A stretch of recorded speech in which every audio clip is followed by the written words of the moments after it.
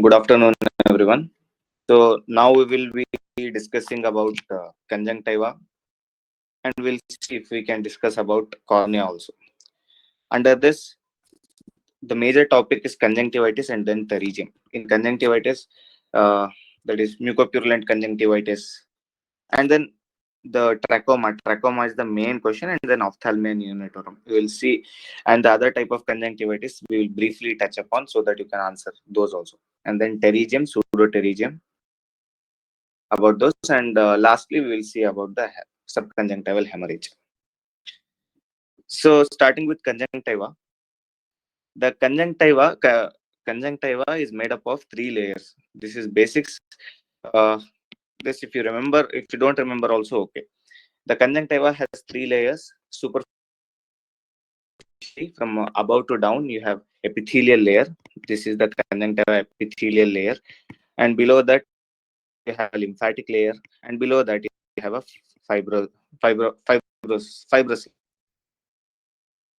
Now we'll talk about conjunctivitis. What is conjunctivitis? Conjunctivitis is inflammation of the conjunctiva.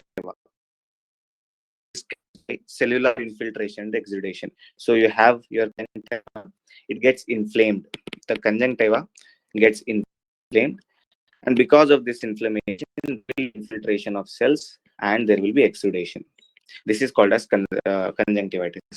The inflammation of conjunctiva, which is characterized by cellular infiltration, and there will be exudation. Now we'll see what are the different types of conjunctivitis. We divide conjunctivitis based on the etiology. Based on the etiology, we have divided conjunctivitis. That is infective causes and allergic causes. Under infective causes, you can see few infection can cause acute conjunctivitis, chronic conjunctivitis, and there are specific causes for conjunctivitis. And allergic, we'll see that later. In allergic, you have simple allergic, flectanular, giant papillary, vernal conjunctivitis. Each of them have slightly different mechanism in causing conjunctivitis, which we will see shortly. Under infective conjunctivitis, there is acute conjunctivitis. If there is acute, there is conjunctivitis. In acute conjunctivitis, there is mucopurulent, purulent, and membranous. We call them these names because of the presentation, how they are present. In acute mucopurulent conjunctivitis, when the patient presents with this type of conjunctivitis, there will be lot of pus and mucus in this. There will be lot of pus and mucus which will be discharging from this. In case of purulent conjunctivitis, there will be lot of pus, and minimal or no mucus in this. And in membranous conjunctivitis, there will be a membrane. Now we will see each of them in little more detail. First, we will start with mucopurulent conjunctivitis.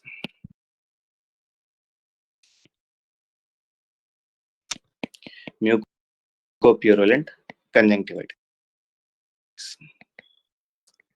Now, this mucopurulent conjunctivitis is very common, and it is caused by the etiology. It is caused by various organisms like Staphylococcus aureus, Haemophilus,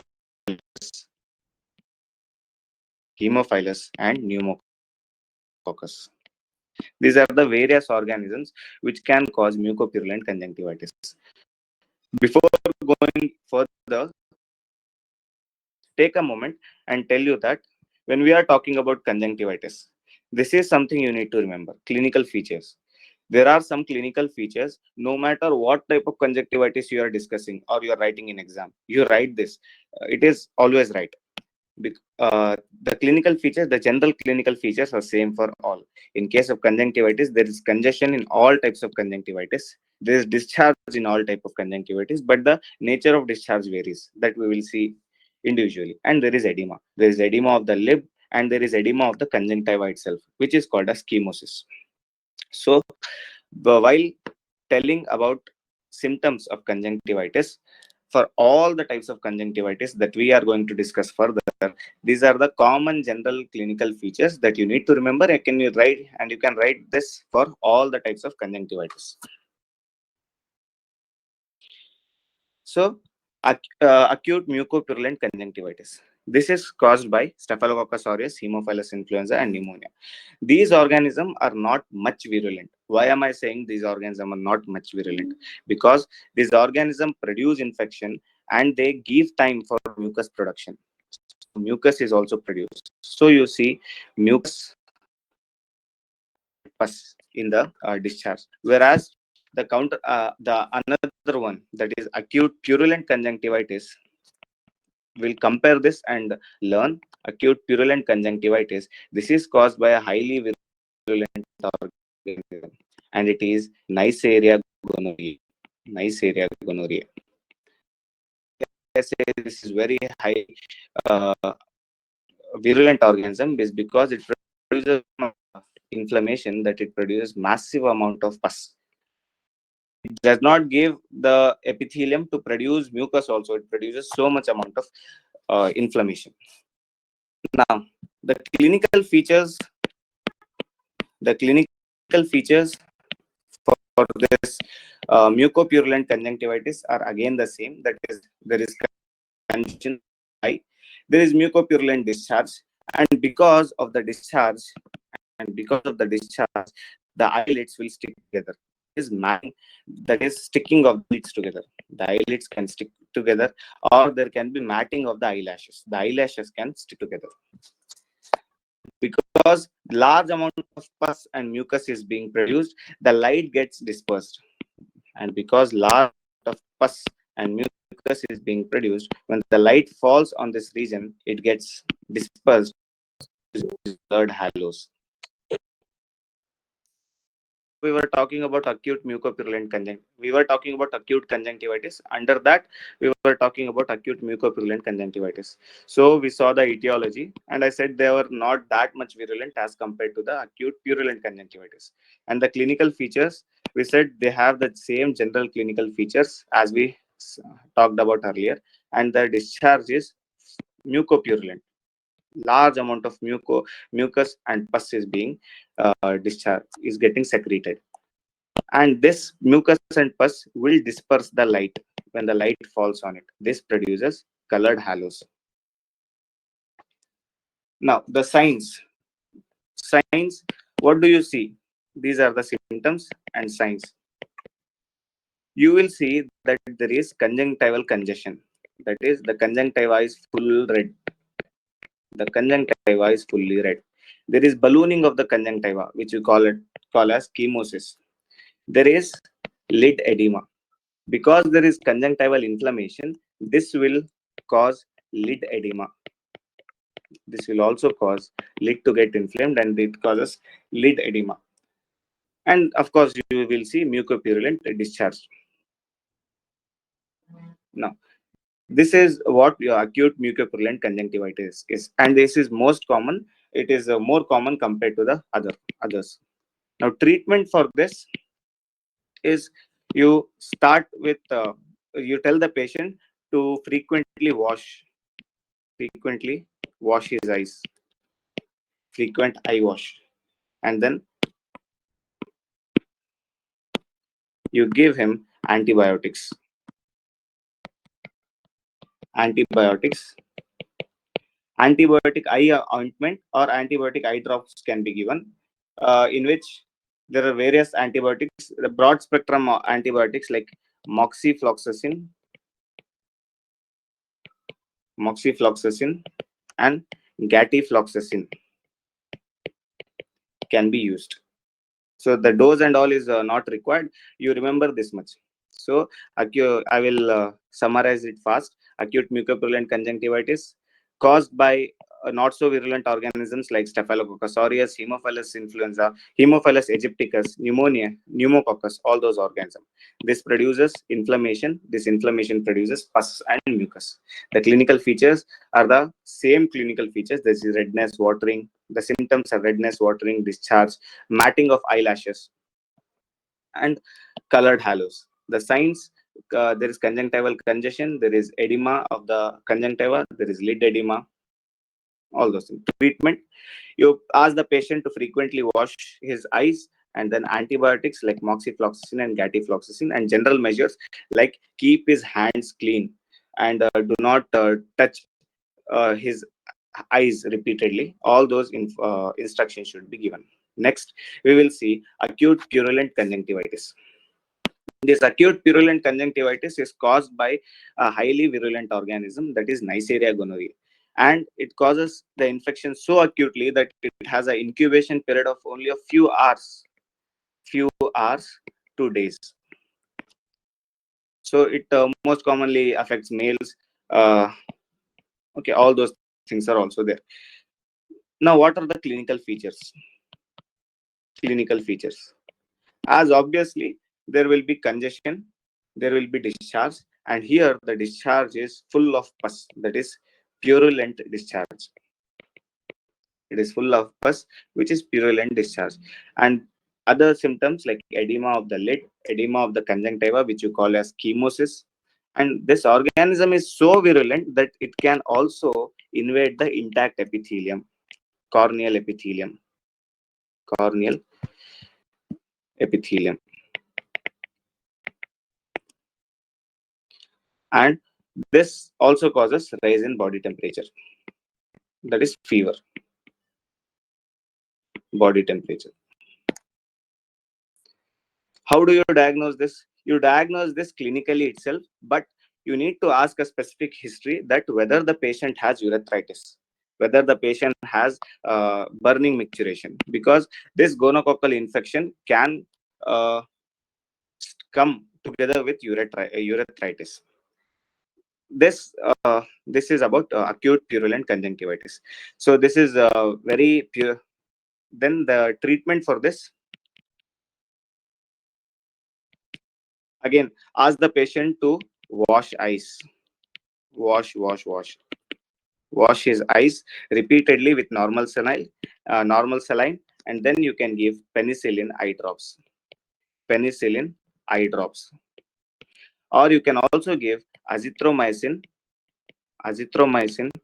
eye drops, or you can give azithromycin eye ointment, and ask the patient to apply it 5 times a day. 5 times a day.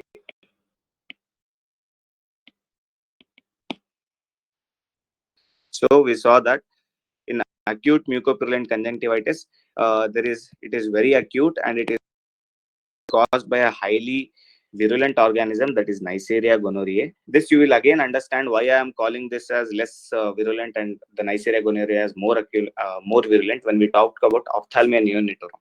Okay, this is highly virulent organism, Neisseria gonorrhoeae. This produces infection.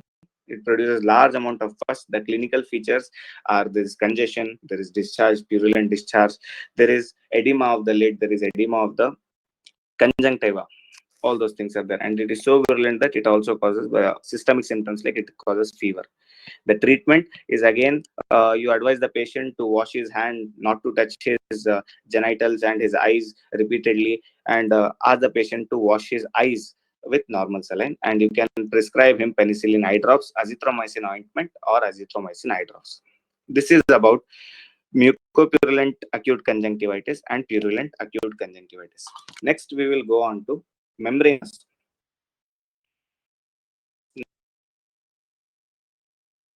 Go on to membranous conjunctivitis.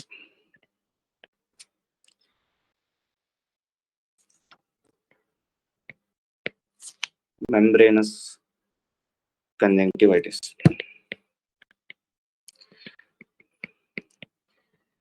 I said that the clinical features are same in all. What is the difference that we are seeing? We are seeing the difference is the organism which is causing the disease is different in all of these, and the manifestation is little bit different in each of these. In case of acute membranous conjunctivitis, the most common organism, that is etiology, the most common organism is pneumococcus.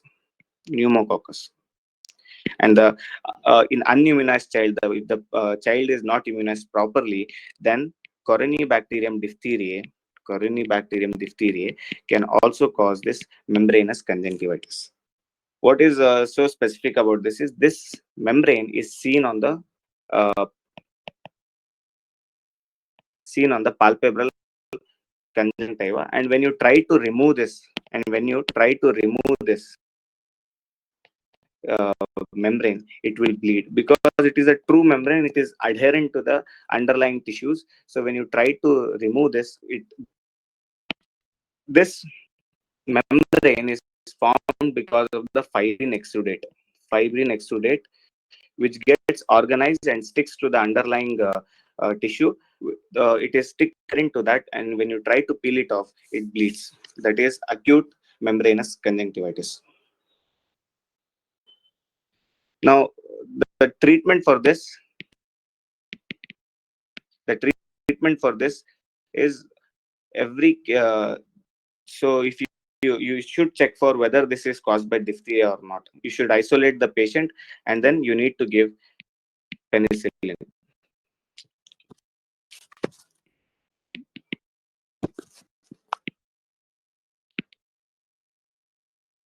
Penicillin. You need to give intramuscular penicillin to this patient. The dose and all is not required, and also you can give penicillin eye drops. Penicillin eye drops. Okay. Acute membranous conjunctivitis. It is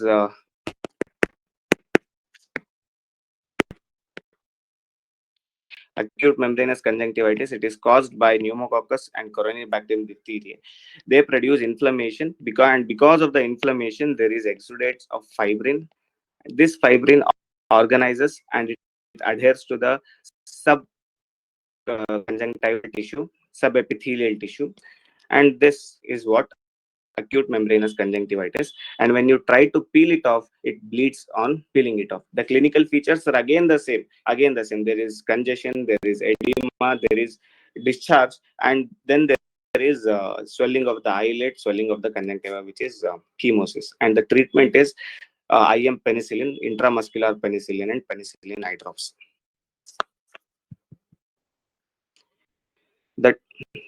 That is about purulent conjunctivitis, acute mucopurulent conjunctivitis, acute purulent conjunctivitis, acute membranous conjunctivitis. So acute mucopurulent caused by less virulent organisms, purulent conjunctivitis caused by Neisseria gonorrhoeae, membranous conjunctivitis most commonly caused by pneumococcus and diphtheria. They cause fibrin exudation and membrane formation. Now we will see chronic conjunctivitis.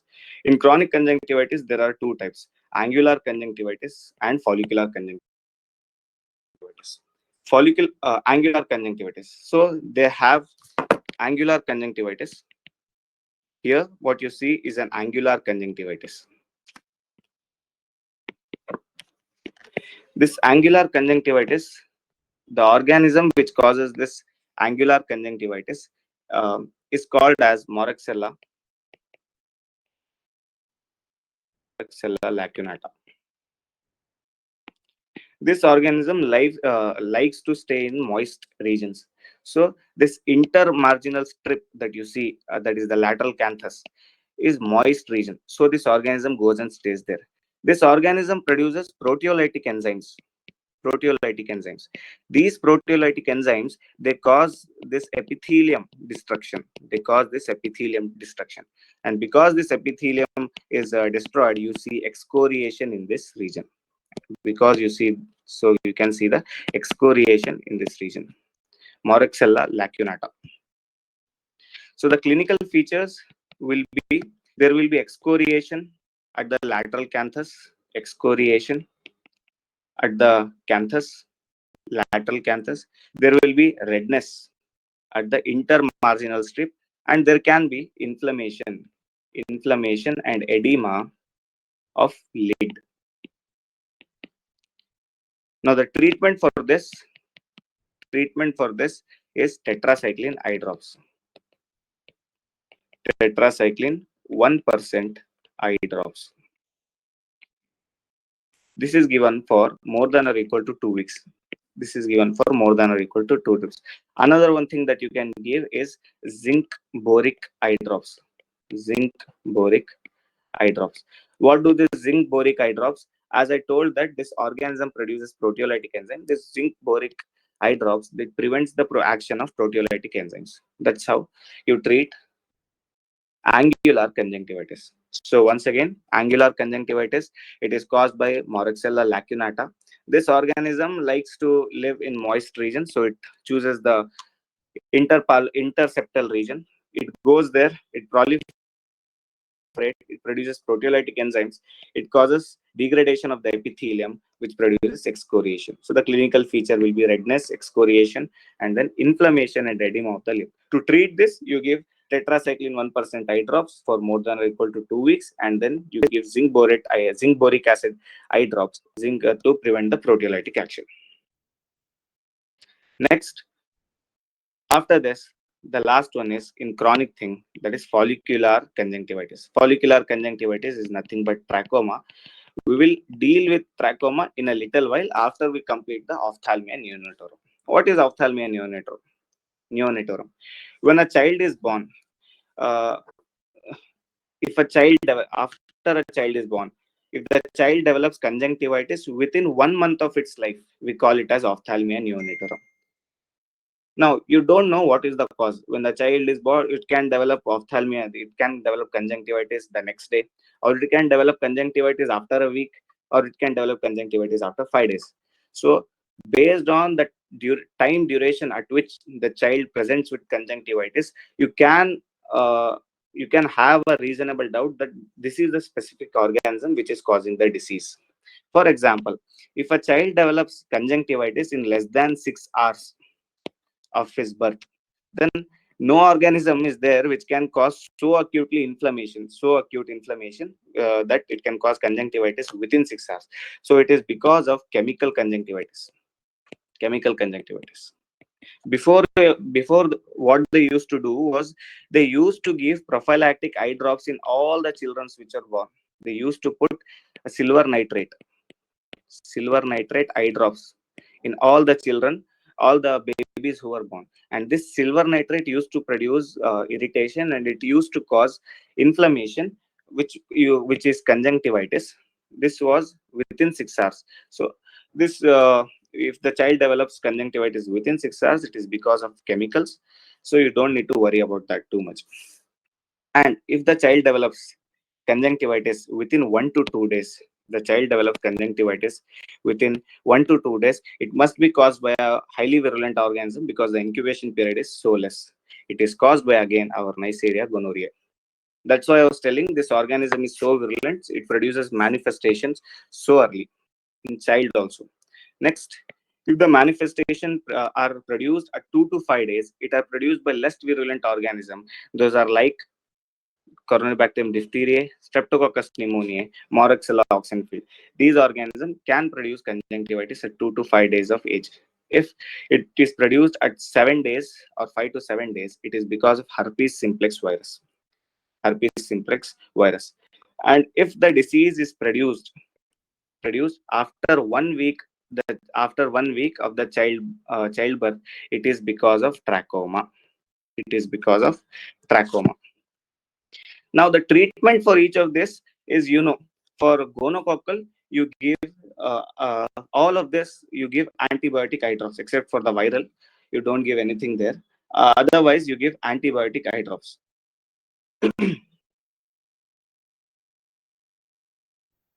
That is, what are the eye drops that you give to the child? 1% tetracycline, 2 times daily. 2 times daily. And you can also give systemic erythromycin. That is about ophthalmia neonatorum. Ophthalmia neonatorum is, so I will brief it. So ophthalmia neonatorum is development of conjunctivitis in a newborn within 1 month of his life. And based on the time duration, we can have a reasonable doubt of what is causing the disease. If it occurs within less than 6 hours, it is because of chemical conjunctivitis. If it occurs in 1 to 2 days, highly virulent organism, gonorrhea. 2 to 5 days, less virulent organism, Streptococcus pneumoniae, coronary diphtheria. 5 to 7 days, that is herpes simplex virus. Then in 1 week, it is because of trachoma. And treatment for the acute purulent conjunctivitis and acute this infection caused by gonorrhea and membranous, we can give 1% tetracycline 2 times a day, and we can also give systemic erythromycin for such children. So we are done with acute conjunctivitis, that is mucopurulent, purulent membranous, and ophthalmia neonatorum. So that does not develop any infection, you can give prophylaxis. Prophylaxis, when the child is born, you can put this antibiotic eye drops in his eyes, that is ciprofloxacin or gatifloxacin.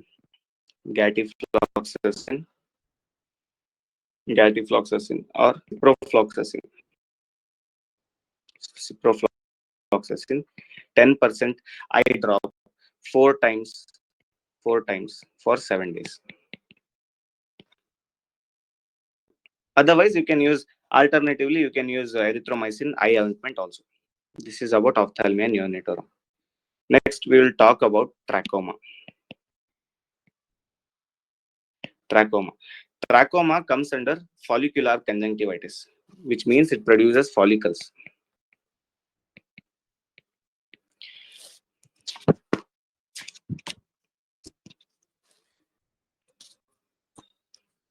So trachoma is caused by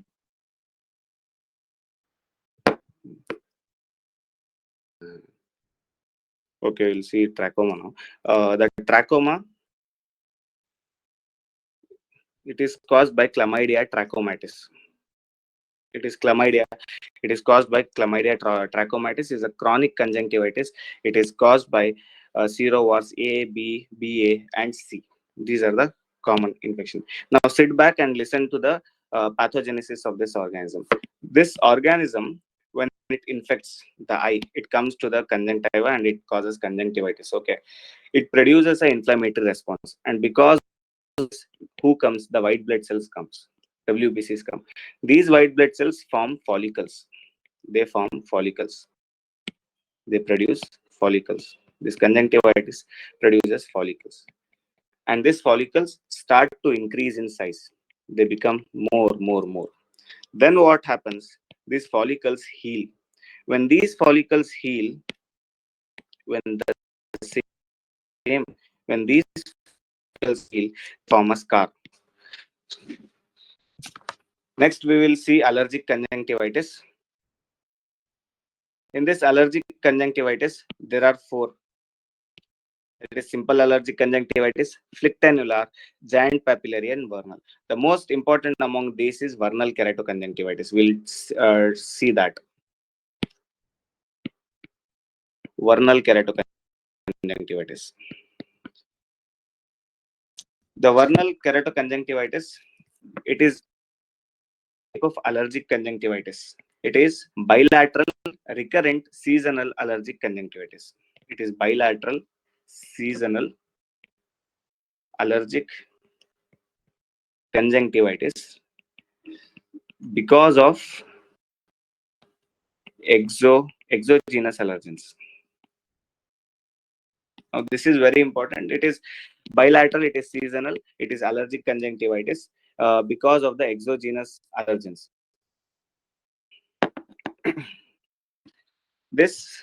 What is the disease pathology? What is the disease pathology? This disease is a type of hypersensitivity reaction. This is type 1 reaction. Sensitivity reaction. Type 1 hypersensitivity reaction, the exogenous allergens, there are different types of allergens like pollens, dust, mites, etc. It is more seen in spring season because the pollens are present more in case of spring season. That's why it is more season spring season. So what does it cause? It produces type 1 hypersensitivity reaction, because of which there are various clinical manifestations. The clinical manifestations. Now this is type 1 hypersensitivity reaction. So there will be intense itching. There will be intense itching. And it activates the mucus secreting cells to secrete large amount of fibrin. It produces ropey discharge. It produces rope discharge. And because this is a hypersensitivity reaction, the vascularity in the area increases, produces papillae. It produces papillae. Papillae are tough capillaries which are produced as a reaction to conjunctivitis in case of allergic. So this papillae are present on the, this is the eye.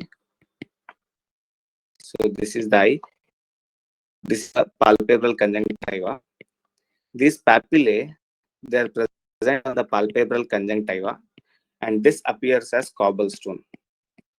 And this appears as cobblestone.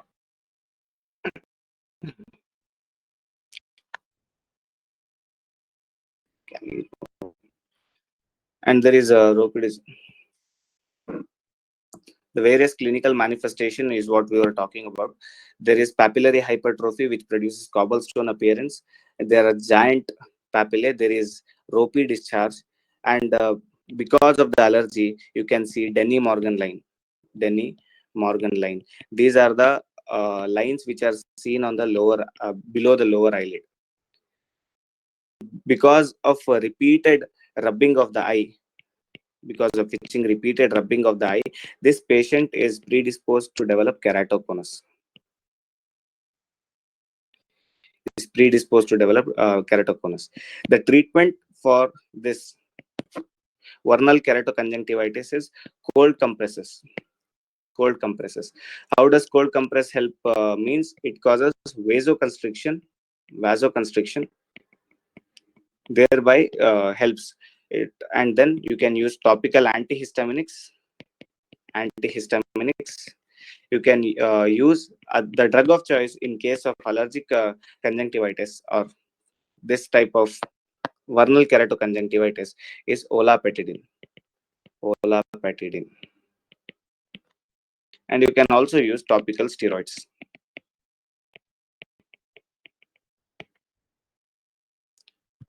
So I will brief it once again.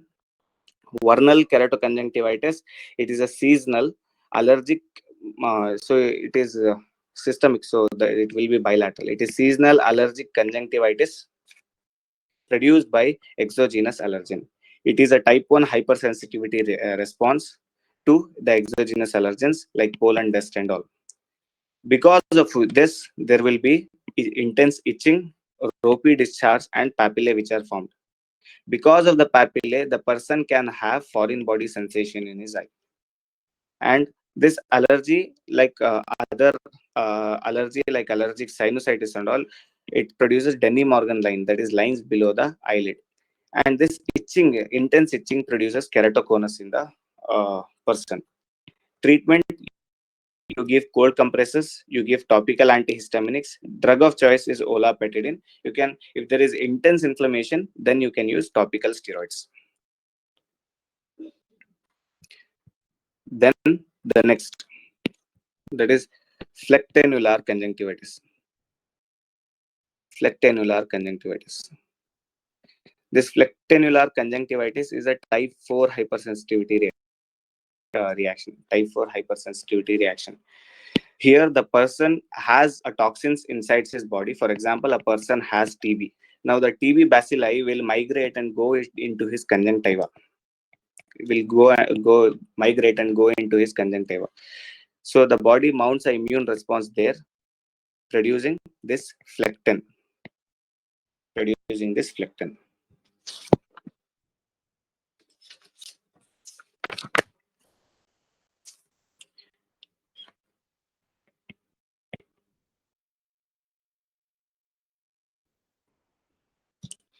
The various symptoms seen here are again redness, lacrimation, pain, and photophobia. So what do you need to do here? You need not do anything. You need to treat the underlying cause. If the TB in the patient is not diagnosed, you need to do a MANTU test. This comes under, so the investigation, you need to identify the underlying disease, for which you do the MANTU test, and you can give stool for checking parasites. Treatment: it is a secondary infection, so you can use topical steroid judiciously. Topical steroids, that is dexamethasone. dexamethasone. That is flectanular conjunctivitis.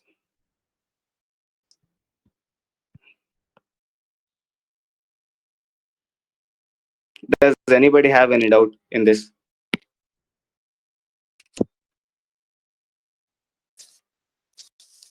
Next, we will go for giant papillary conjunctivitis. Giant papillary conjunctivitis is where there are papillae which are formed. Giant papillary conjunctivitis is where there are papillae which are formed. It is also a hypersensitivity reaction. Here, the papillae are more than 1 millimeter in size. And these are formed because of constant irritation. Constant irritation. The giant papillae are also a allergic reaction where giant papillae are formed. These papillae are more than 1 millimeter. These are caused because of constant irritation. This constant irritation can be seen in contact lens users. The contact lens will rub against the conjunctiva, producing this giant papillary conjunctivitis, or sutures. After surgery, if the sutures are not removed, these sutures can also rub against the conjunctiva, producing this in post-operative patient. So the treatment for this condition is stop the usage of contact lens. Stop the usage of contact lens for more than 3 months. Then remove the sutures. And if the giant papillary conjunctivitis is producing foreign body sensation in the eye, use topical steroids. Use topical steroids and sodium chromoglycate. These are the things that you need to know. So in allergic keratoconjunctivitis, we have seen vernal keratoconjunctivitis, which is a seasonal conjunctivitis, which is a type 1 hypersensitivity reaction. Flectanular conjunctivitis, which is a type 4 hypersensitivity reaction to the endotoxins which are produced inside the body. So you need to detect those endotoxins, why these endotoxins, where are these endotoxins being produced, and then you need to treat that cause. And for treating the flectanular conjunctivitis, you can give topical steroids. Giant papillary conjunctivitis is an allergic reaction to constant irritation, which can be because of contact lens, which can be because of the sutures. Treatment is remove the contact lens, remove the sutures, and use topical steroids. So we are done with conjunctivitis. The different types of conjunctivitis. This degenerative condition, under that you have pterygium and pingala. This pterygium is a degenerative condition of subconjunctival tissue. You have this conjunctiva, the subconjunctival tissue is degenerated, which eye. This is the eye. The conjunctiva is getting degenerated, so that's why it proliferates and forms a triangular fold. It forms a triangular fold, and this triangular fold mass invades the cornea. It invades the cornea. It involves the Bowman's membrane.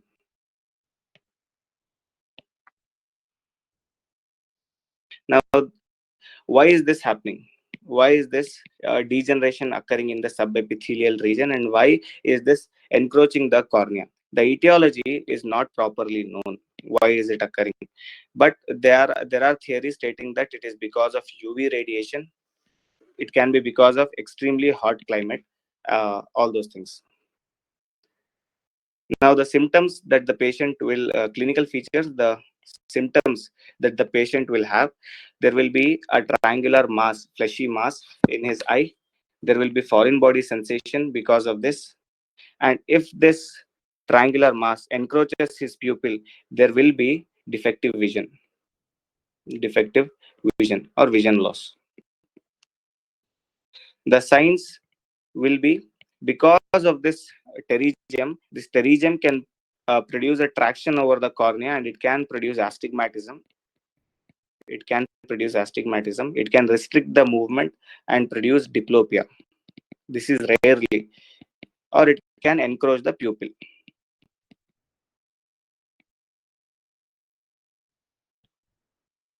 So, what is the treatment?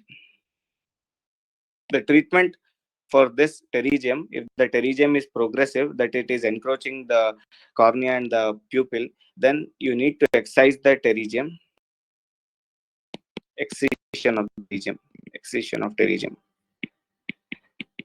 After excision, either as this pterygium has a propensity to recur again and again, so after excision, you can use mitomycin C, or you can use beta radiation to prevent its recurrence so that it does not develop again. And after excision, otherwise you can use a conjunctival flap. Conjunctival flap. This conjunctival limbal flap can be used from other part of the eye. So if there is a pterygium developing here, you can use a conjunctival flap. After dissecting this out, you can place this conjunctival flap over there. This is the treatment of pterygium. So pterygium is a degenerative disease, which is because of degeneration of the subepithelial tissue, which produces a triangular mass which encloses the cornea, which involves Bowman's membrane. It is caused because of UV radiation and extreme hot climate and all. The clinical features: the patient will present with a mass in his eye, fleshy mass, foreign body sensation, and defective vision. It can signs astigmatism, diplopia, pupil encroachment. The treatment for this, if it is progressive, you need to excise it. After excision, you need to put mitomycin C drops, or you can do beta irradiation. Otherwise, after excision, you can use conjunctival flap to repair it. This is about pterygium.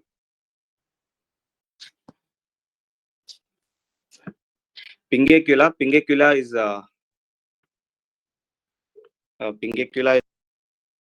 very, there is nothing much in it. It is elastic degeneration of collagen fibers in the stroma. Elastic degeneration of collagen fibers. Collagen fibers in the stroma of conjunctiva.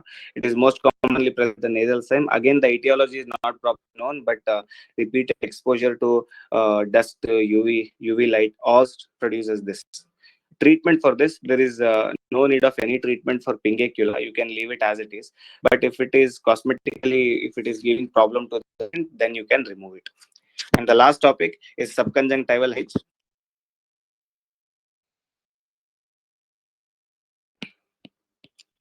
The last topic is subconjunctival hemorrhage.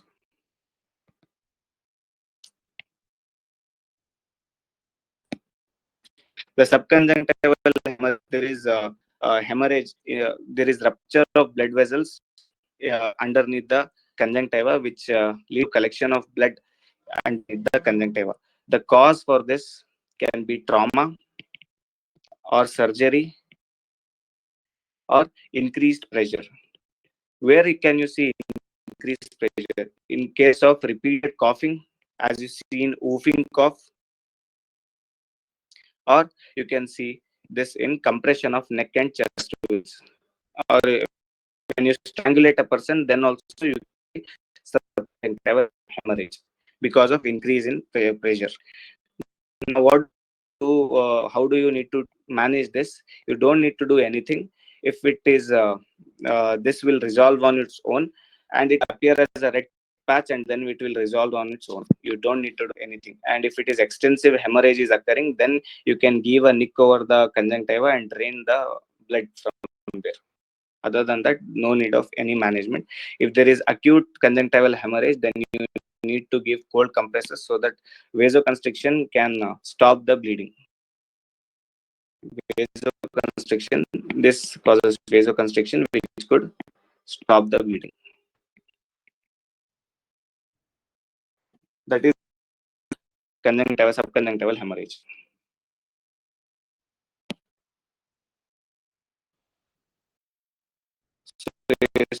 Subconjunctival hemorrhage, which is collection of blood underneath the conjunctiva. It can cause by trauma, surgery, or increase in pressure, as you see in cough, and because of the compression of neck veins, as in case of strangulation and all that. Management for this, there is no need of any management. But if there is acute conjunctival, you can give cold compression so that it causes vasoconstriction and stops the bleeding. But if it is organized, you don't need to do anything. It will resolve on its own. If there is massive subconjunctival hemorrhage which causes prolapse of conjunctiva, then you need to give incision on the conjunctiva and drain the blood out. That is the management of subconjunctival hemorrhage.